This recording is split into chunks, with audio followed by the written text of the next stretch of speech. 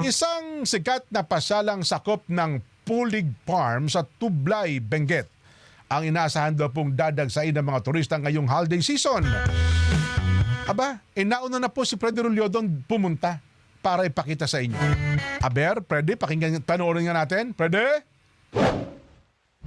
Inaasahan ang pagdagsa ng maraming turista sa isang pamosong tourist spot na matatagpuan sa bahagi ng KM 21 Gulon, Ambassador, Tublay, Benguet simula ngayong holiday season. Ang malawak na pasyalang sakop ng Pulig Farm sa kasalukuyan ay nasa pangangalaga ni Grel Pulig Labutan at tumatayo din bilang manager na Turang Dairy Farm. Ang lugar ay mainam din bilang learning site lalo na sa mga kabataan, hindi lang sa pagiging friendly environment ito kung saan ay kabilang sa mga lugar na pinauunlad ng mga may-ari alang-alang sa bawat turistang bumibisita sa kanilang ipinagmamalaking berries farm.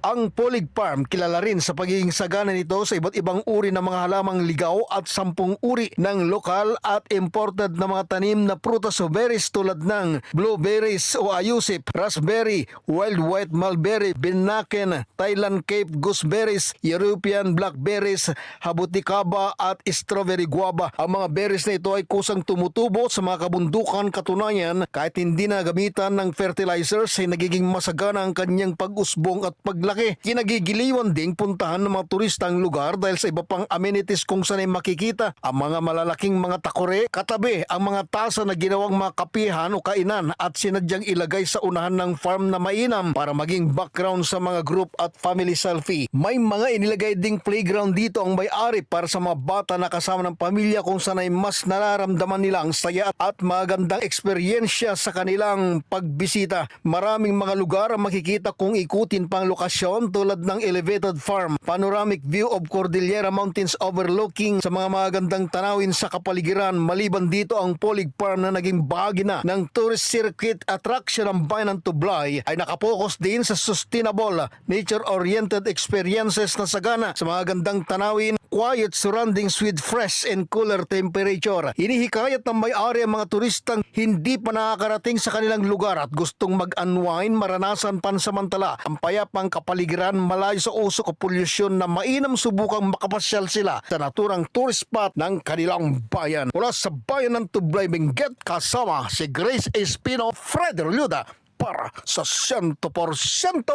balita.